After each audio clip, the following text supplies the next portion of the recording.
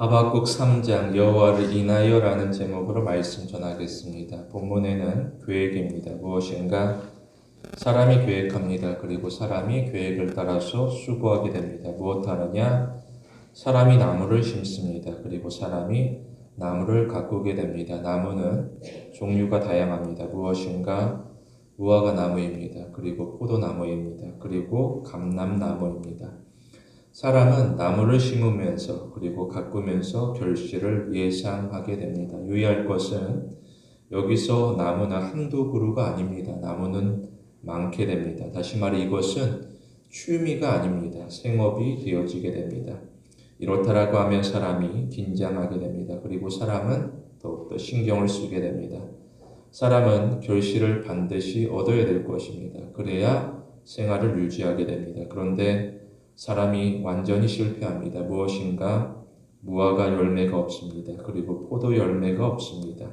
그리고 감람나무에서 수확하지 못합니다. 이처럼 이득은 적게 됩니다. 반대로 손실은 더욱 늘어나게 됩니다. 그러면 사람은 충격을 받게 됩니다. 사람이 수고하였지만 오히려 괴로움만 더하여지게 됩니다. 그 마음이 어떤가? 사람의 마음이 완전히 무너져 버리게 됩니다. 신자는 어려운 중에서도 실망하지 않습니다. 신자는 전능하신 하나님을 바라보게 됩니다. 하나님이 어떠하느냐? 하나님은 신자를 불쌍히 여깁니다. 그리고 하나님은 신자에게 은혜를 베풉니다. 요한복음 2장에 보게 되면 가나의 혼인잔치입니다. 남녀가 사랑하고 결혼하게 됩니다.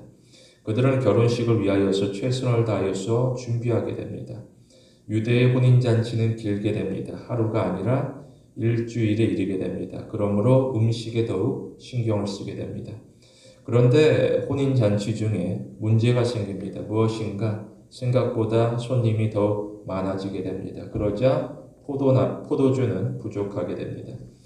이에 사람들이 걱정하게 되고 그렇지만 사람은 이 문제를 도무지 해결할 수가 없습니다. 그때에 예수님의 어머니는 예수님에게 찾아갑니다. 그리고 예수님의 어머니는 예수님에게 도움을 청합니다. 그러자 예수님이 나서게 되는데 무엇하느냐? 예수님은 물이 변하여 포도주가 되게 합니다. 누가 이러한 일을 상상이나 할 수 있겠느냐? 그런데 가만히 살펴보면 포도주는 적지 아니하게 됩니다. 오히려 포도주는 넘쳐나게 됩니다. 이뿐만이 아니었습니다. 포도주는 적당한 정도가 아니라 매우 좋게 됩니다. 어느 정도냐?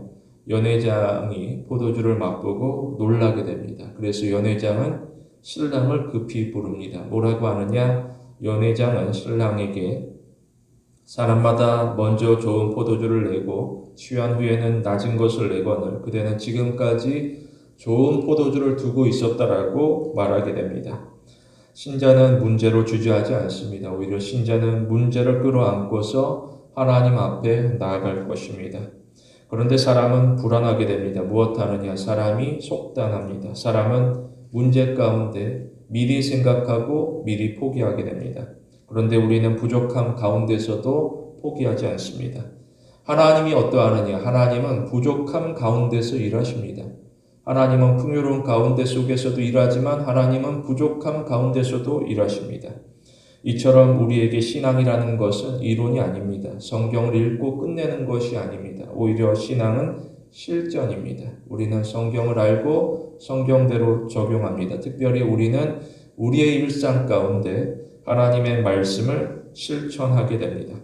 특별히 우리는 하나님의 능력을 인정하게 됩니다. 신자는 어떠한 상황에서도 하나님께서 부여하신 책임과 의무를 회피하지 않습니다. 그게 무엇인가? 하나님을 끝까지 신뢰하라는 것입니다. 내가 아무리 수고하고 노력하여 거둔 것이 없을지라도 끝까지 하나님을 신뢰하면 하나님께서 반드시 우리 가운데 역사하시게 됩니다.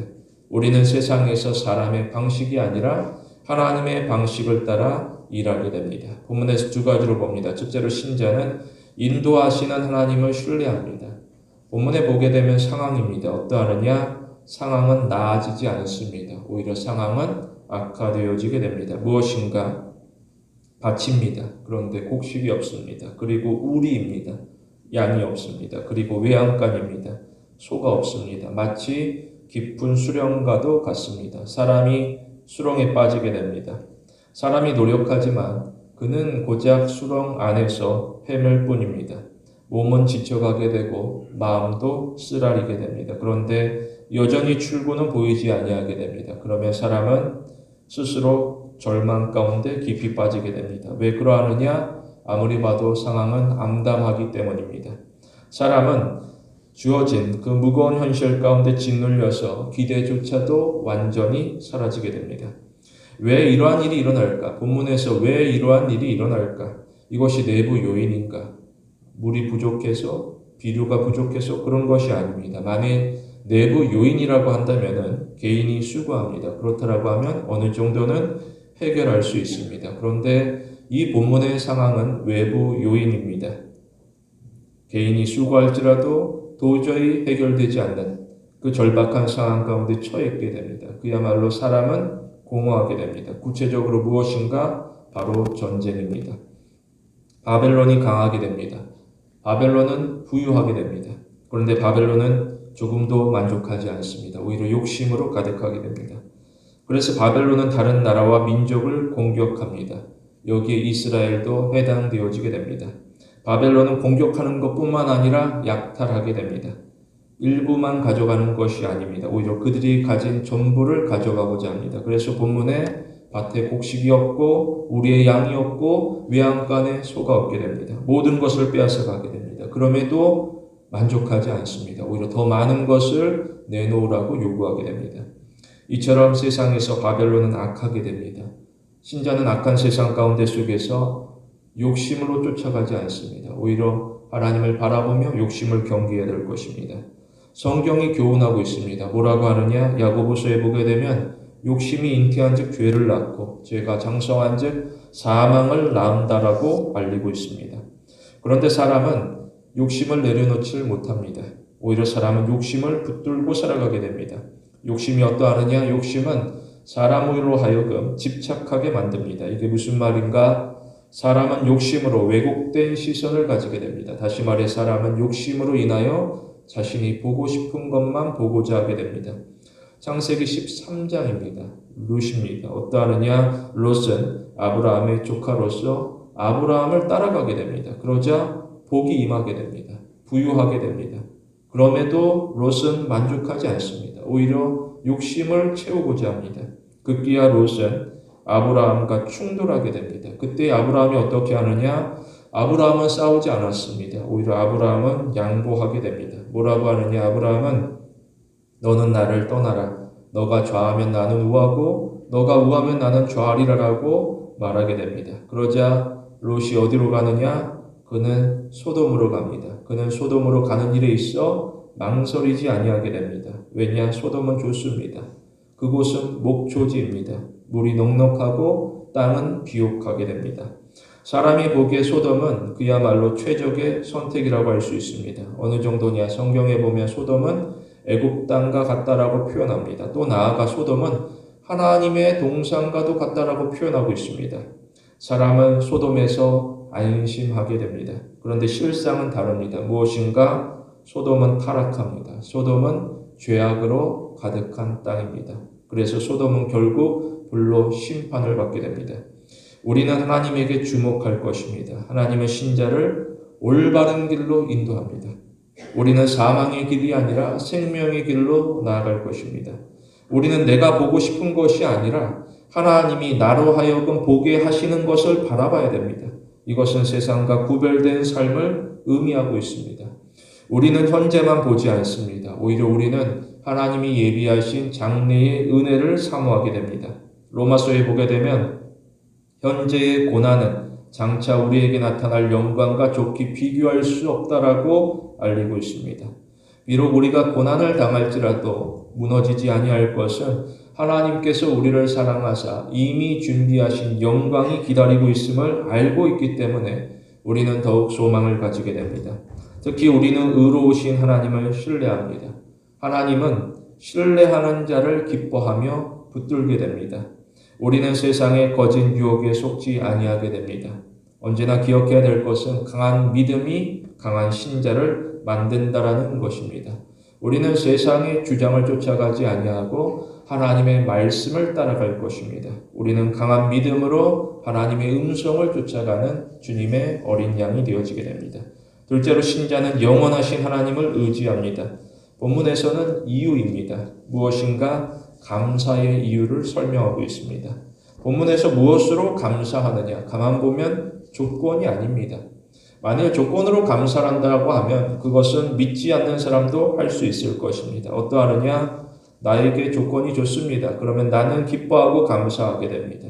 예를 들어서 어떠한 물건을 사게 됩니다. 그런데 그 물건이 마침 할인하게 됩니다. 가격이 좋습니다. 그러면 기분이 좋게 됩니다. 또 사람이 취업하게 됩니다. 대우가 좋습니다. 그리고 업무 환경도 좋습니다. 그러면 힘이 나게 됩니다. 이러한 것들은 누구나 할 수 있는 것입니다. 그런데 신자는 독특하게 됩니다. 무엇인가 신자는 조건이 좋지 아니하여도 감사하게 됩니다. 왜 그러하느냐? 신자는 하나님으로 기뻐하기 때문입니다. 하나님은 신자와 함께하게 됩니다. 하나님이 누구냐? 하나님은 위대합니다. 무엇인가? 하나님은 창조주입니다. 그리고 하나님은 구원자입니다. 따라서 신자는 어떠한 종교 가운데 휘둘리는 것이 아니라 오히려 담대한 마음을 가지게 됩니다. 본문에서도 나는 하나님을 인하여 즐거워하며 나의 구원의 하나님으로 인하여 기뻐하리라고 알리고 있습니다. 예배자가 강조하는 것은 나에게 주어진 조건이 아니었습니다. 하나님이었습니다. 나와 함께 하시는 하나님. 신자는 조건을 요구하지 않습니다. 오히려 신자는 하나님에게 더욱 집중해야 될 것입니다. 생각해 보게 되면 이 땅의 조건이라는 것은 수시로 바뀌게 됩니다. 당장에는 좋을 수 있습니다. 그런데 더 좋은 조건이 나타나게 됩니다. 그러면 사람은 비교하게 되고 또 나아가 사람은 우울해하게 됩니다. 이것은 앞서와 유사합니다. 무언가를 싸게 삽니다. 그런데 누군가가 더 싸게 삽니다. 그러면 좌절합니다. 입사하게 됩니다. 그런데 나보다 못한 사람이 더 좋은 직장을 다니고 있습니다. 그러면 분노하게 됩니다. 이처럼 조건은 완벽할 수가 없습니다. 그런데 하나님은 어떠하느냐? 하나님은 영원하고 하나님은 변하지 않습니다. 무엇인가? 하나님은 인자합니다. 그리고 하나님은 권능이 많습니다. 다시 말해 하나님은 비교 대상이 없습니다. 그야말로 하나님은 완전하십니다. 그런데 사람이 하나님을 놓치게 됩니다. 대신 사람이 이 땅을 돌아보게 됩니다. 그리고 끊임없이 비교합니다. 이러한 중에 누구는 좌절하게 되고 또 누구는 분노하게 됩니다. 극과 극의 감정입니다. 좌절과 분노 서로 교차하는 가운데 하나님을 놓치고 세상 가운데 쩔쩔매게 됩니다. 출애굽기 14장에 보게 되면 홍해입니다. 애국 군대가 추격하게 됩니다. 이스라엘이 어떠하느냐? 이스라엘은 그동안 하나님께서 하신 일을 도무지 기억하지 않습니다. 대신 그들은 지금 눈앞에 보이는 현재만 보게 됩니다. 그리고 자신의 생각을 따라서 판단하고 평가하게 됩니다. 무엇인가 두 가지입니다. 먼저 좌절합니다. 그들은 모세를 향하여 애굽에 매장지가 없으므로 우리를 이끌어내어서 이 광야에서 죽게 하는 것이냐라고 말합니다. 그리고 누구는 분노합니다. 그들은 모세를 향하여 어찌하여 우리를 애굽에서 이끌어내어서 우리에게 이같이 하느냐라고 말하게 됩니다. 그러자 모세가 어떻게 대응하느냐? 모세는 애굽 군대를 보면서 자기 생각에 빠지지 않습니다. 그리고 모세는 항의하는 이스라엘을 보면서 또한 자기 생각에 빠지지 않습니다. 오히려 모세는 하나님의 뜻을 알고자 합니다. 그리고 모세는 하나님의 말씀을 따라서 지팡이를 들고 손을 바다 위로 내밀어서 간절하게 기도합니다. 이 모습을 사람이 볼 때에는 매우 어리석어 보입니다. 과연 무슨 일이 일어나겠느냐? 사람은 의심하게 됩니다. 오히려 사람은 이 현장에서 어서 빨리 도망가고자 합니다. 그렇지 아니한다라고 하면 그는 적군에게 사로잡혀서 수모를 당할까 봐 두려워하게 됩니다. 그런데 모세는 하나님께서 정하신 자리를 떠나지 아니하게 됩니다. 오히려 모세는 자신에게 주어진 현장에서 하나님만을 더욱더 철저히 의지하게 됩니다. 그러자 물이 갈라져 바다가 마른 땅이 되어지게 됩니다. 우리는 구원의 하나님을 찬양합니다. 사람은 하나님을 떠나서는 평안할 수가 없습니다. 애굽을 떠나서 나는 평안하다. 하나님을 떠나면 그는 도저히 평안할 수가 없습니다. 사람이 가지고 또 가지고자 합니다. 왜냐? 불안하기 때문에 더 많은 것을 가지고자 합니다. 그런데 사람이 아무리 많은 것을 가져도 여전히 불안하게 됩니다. 그런데 신자는 어떠하느냐? 신자는 가진 것이 없어도 주눅들지 아니하게 됩니다. 베드로를 살펴보면 뭐라 그러느냐? 베드로는 모든 사람들이 보는 앞에서 나에게는 금과 은이 없다라고 당당하게 외칩니다. 이게 무슨 자랑인가? 사람들은 마음속으로 조롱하게 됩니다. 저 무지한 사람, 금과 은이 없는 것, 나에게 가진 것이 없는 게 무슨 자랑이 되어서 저렇게 크게 외치는가? 그런데 베드로는 태어나면서 걷지 못한 사람을 향하여서 내게 있는 것으로 너에게 주노니 곧 나사렛 예수 그리스도의 이름으로 일어나 걸으라고 말하게 됩니다. 그러자 무슨 일이 일어나느냐? 그는 일어나게 되고 그리고 그는 걷게 되고 심지어 그는 뛰기도 하게 됩니다. 여기서 주목할 것은 그는 하나님을 찬양한다라는 것입니다. 우리는 우리의 일을 통하여서 우리를 자랑하는 것이 아닙니다. 오히려 우리는 우리의 일을 통하여서 하나님을 드러내야 될 것입니다. 우리는 나를 위한 기념배를 세우지 않습니다. 오히려 우리는 하나님을 위하는 제단을 쌓습니다. 그리고 우리는 예배 가운데 은혜를 베푸시는 하나님을 경외합니다. 특히 우리는 성급하게 결론을 내리지 않습니다. 우리는 어려운 중에서도 인내할 것이고 또한 결론을 하나님에게 맡기게 됩니다. 심지어 추수까지도 하나님께 맡기게 됩니다. 다시 말해 우리는 오늘 내가 무엇을 얻을까를 고민하지 않습니다. 오히려 우리는 오늘 나와 하나님 사이가 더욱더 가까워지는 것으로 즐거워하게 됩니다. 우리 모두 하나님과 화목을 이루는 성도가 되길 원합니다. 삶이라는 것은 평탄하지 않습니다. 오히려 삶 속에는 굴곡 있게 됩니다. 어떠하느냐? 어느 때는 좋습니다. 그리고 어느 때는 힘이 들게 됩니다. 신자가 무엇할 것인가? 신자는 하나님을 의지합니다. 특히 신자는 항상 하나님을 의지합니다. 이것은 우리의 신앙 고백이 되어지게 됩니다. 무엇인가? 본문에 보게 되면 하나님은 나의 힘이라. 하나님은 나의 발을 사슴과 같게 하신다. 하나님은 나를 나의 높은 곳으로 다니게 하신다. 가만히 보게 되면 신자는 내가 이루는 무언가를 자랑하는 것이 아닙니다. 오히려 신자는 하나님이 하시는 일을 자랑하게 됩니다. 우리가 이 땅에서 수고하지만 우리의 수고가 아무리 크다 할지라도 하나님께서 거두시면 아무것도 아니 되어지게 됩니다. 그런데 하나님께서 우리 가운데 함께하여 주시사 우리 가운데 베풀어 주시는 은혜로 우리는 더욱더 힘을 내어 수고하게 됩니다. 우리는 이 땅에서 진실을 배우게 됩니다. 어떠하느냐? 우리는 혼자가 아닙니다. 우리는 고독하지 않습니다. 우리는 언제나 하나님과 함께합니다. 우리는 하나님과 연합하는 삶을 살아가고 있습니다. 단 한 번도 하나님은 우리를 떠난 적이 없습니다. 오히려 사람이 하나님을 떠나가고자 합니다. 이유를 보게 되면 이유는 다양합니다. 수많은 이유들이 있습니다. 열거하게 됩니다. 그러나 하나님은 여전히 기다리고 있습니다. 그리고 하나님은 하나님께 나아오는 자를 기꺼이 안아주시게 됩니다. 앞서서 하박국이 괴로워하게 됩니다. 무엇인가? 세상을 돌아보는데 세상은 너무나도 악합니다. 이스라엘은 이 악한 세상에서 고통을 당하게 됩니다. 마치 하나님께서 버리신 것 같은 느낌을 받게 됩니다. 이에 대하여서 하박국은 하나님을 떠나가는 것이 아니라 하나님 앞에 나와 대화를 요청하게 됩니다. 그리고 하박국은 하나님과 대화하면서 하나님의 사랑을 알게 됩니다. 그러자 하박국은 그 마음 가운데 불만이 사라지게 됩니다. 오히려 하박국은 하나님에게 죄송하게 되고 또 나아가 하나님의 은혜에 더욱더 감사하게 됩니다. 우리는 하나님의 관계가 회복되어야 될 것입니다. 그러면 우리가 세상을 바라보는 관점이 달라지게 됩니다.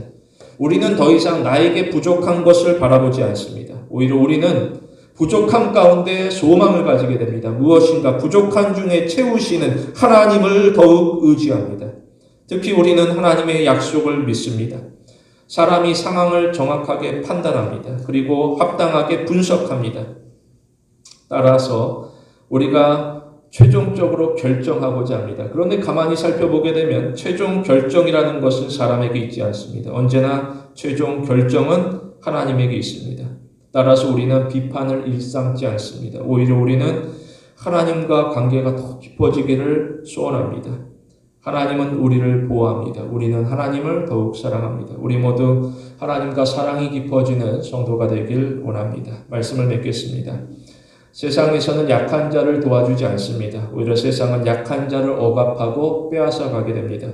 그런데 하나님은 독특합니다. 무엇인가? 하나님은 약한 자를 불쌍히 여깁니다. 나아가 하나님은 연약한 자에게 은혜를 베풀어 주게 됩니다. 따라서 우리는 연약한 중에 비참함을 느끼지 않습니다. 오히려 우리는 연약한 중에 하나님으로 말미암아 더 큰 기쁨을 얻게 됩니다. 특히 우리는 이 땅에서 탐욕의 유혹을 경계합니다. 오히려 우리는 청지기로서 우리에게 주어진 엄숙한 책임을 항상 기억해야 될 것입니다. 그게 무엇인가? 우리는 오직 하나님만을 섬기며 따라갑니다. 그 안에 진정한 기쁨이 있습니다. 성도 여러분, 오늘도 살아 역사하시는 그 거룩하신 하나님의 약속을 가슴에 품고 살아가는 귀한 신앙의 성도가 되길 원합니다.